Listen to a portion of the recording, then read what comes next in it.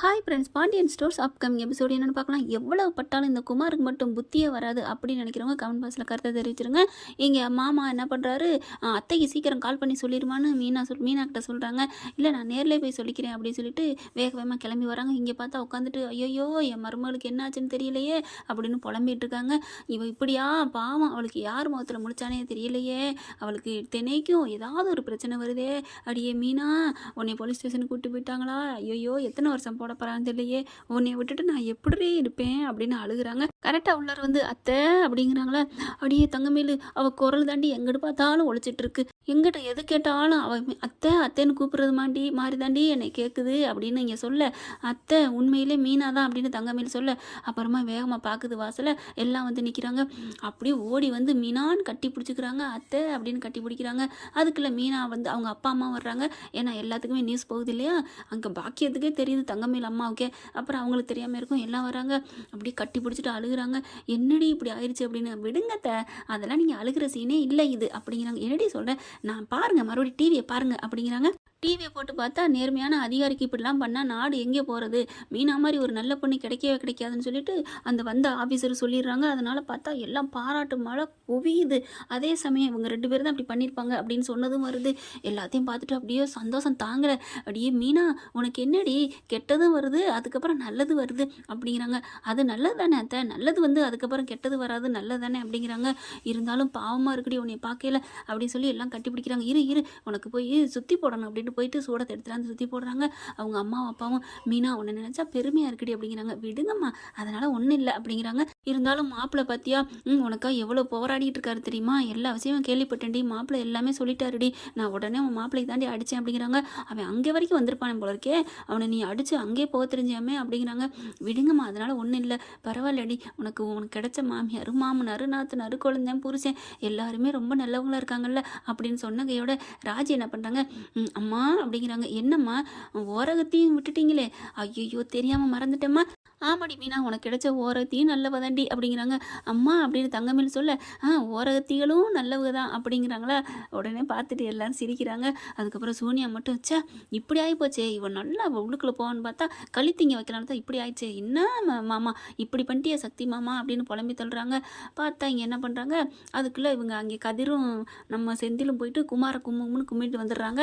அட்டி நச்சு எடுத்துடுறாங்க. அதனால் அந்த நியூஸ் கேள்விப்பட்டு அங்கேருந்து சக்திவேல் என்ன பண்ணுறாங்க, ரொம்ப முடியாமல் போயிடுறாங்க. அந்த குமார் ஆஸ்பத்திரியில் சேர்த்துட்டு கட்டோட வீட்டுக்கு கூட்டிகிட்டு வந்த கையோட நேராக அங்கே கூட போலங்க. சக்திவேல் இங்கே தான் வந்து நின்று, ஏ பாண்டியா வெளில வாடா அப்படின்னு எல்லாரும் வெளில வராங்க. வெளில வந்து பார்த்தா இங்கே பாடுறா என் உன் பிள்ளை என்ன பண்ணி வச்சிருக்கானு அப்படின்னு காமிக்கிறாங்க.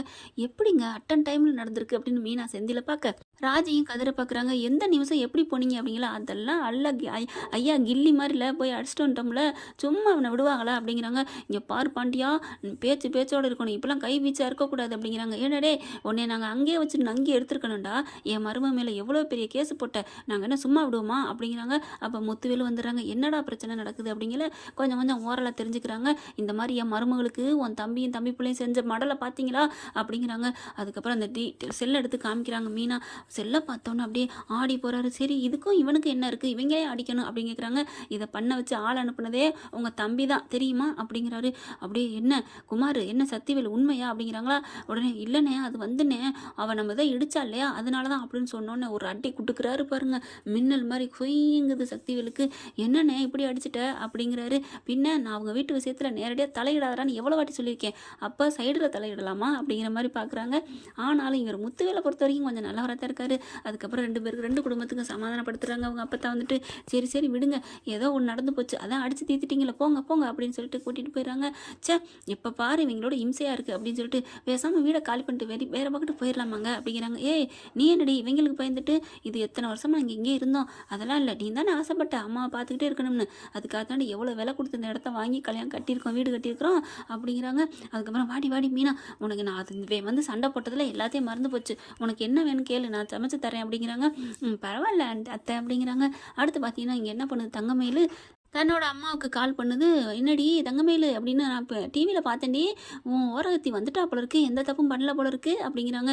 "ஏன் உனக்கு என்ன வயித்தெரிச்சலா இருக்கா?" அப்படின்னு கேட்க, "இல்லடி, அவங்க ஏதாவது பிரச்சனை வரும், உன் விஷயத்த மறப்பாங்கல்ல, அதுக்காக தான் நான் சந்தோஷப்பட்டேன். ச்சே என்னடி சப்புன்னு போயிடுச்சு. அம்மா நீலாம் ஒரு மனுஷியா, ஒரு பெத்த தாயம்மா, அவங்களும் உனக்கு ஒரு பிள்ளை மாதிரி தானே, இதே அவங்க அம்மா இருந்தால் இப்படி நினைக்குமா, நீ இப்படி இருப்பேன்னு நினைக்கவே இல்லைம்மா.